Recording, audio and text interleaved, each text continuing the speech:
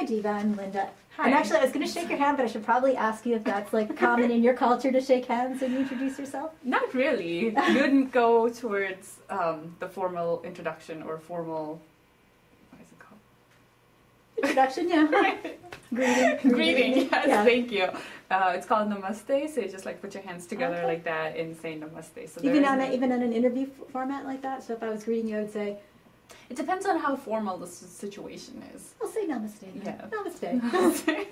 I'm going to talk to you a little bit about the Nepali language, both the written language and the spoken language, and look at some of the differences and similarities between that and English language.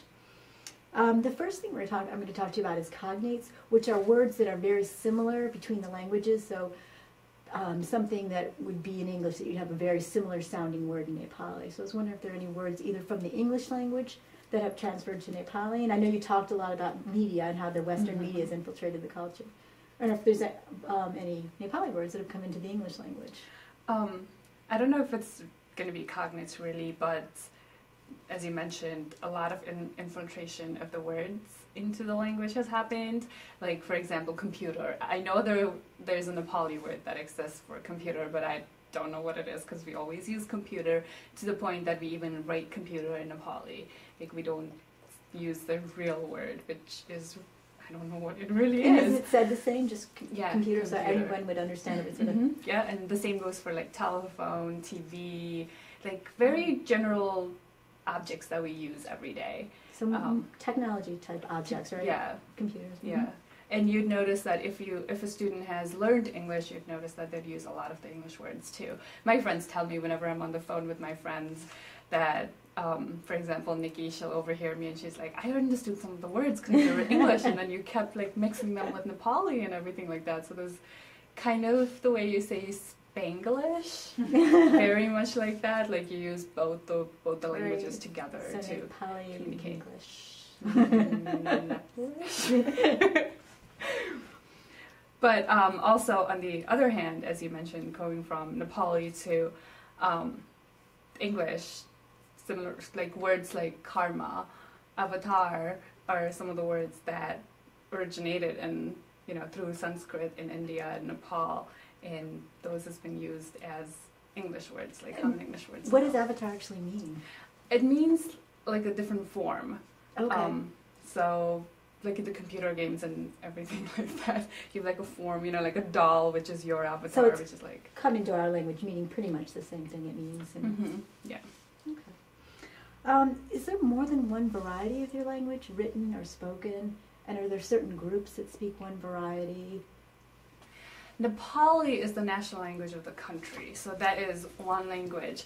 But because of different ethnic backgrounds and different caste systems and everything in Nepal, each ethnic group has their own language outside of Nepali. And it's a different language. It's not even a dialect. It's an entirely different language. So my mother tongue actually is Newari, which is an entirely different language than Nepali. So you can identify people from where they come from by their second language. Yeah, if they start talking by their last name, which basically says what kind of caste they belong to, and depending on the caste they belong to, you'll know what language they speak. So it's not geographically divided, it's more by caste system, and it's they're all over the place, so it's more a caste system. oh, okay. A little bit of geography too. Like the southern part of Nepal borders with India, so there's heavy Indian influence. The northern part, like Tibet, borders with Tibet, so there's like a lot of Tibetan Chinese influence. Now, are there strong accents? Could you identify someone speaking Nepali by their accent from where they came from, or is it pretty uniform? I would say it's pretty uniform, but you can tell by looking at the person, actually. Like, not trying to be a racist or anything, but because the South is a lot more warmer than the other parts, they tend to be, like darker skin. Oh, okay. Whereas the people in the North, because of the Tibetan influence, they tend to be very much like Chinese looking. Interesting. And, Yeah. I mean, it's not that big geographically of an area, so that's interesting. Right. A little bit about the written language. I'm just wondering how the written language is structured. Are there different varieties? Like in English, we have cursive writing and print, as we call it. Do you have different varieties of writing? No, it's the same. It's like one form of writing. So when you learn your alphabet, you only have to learn one alphabet.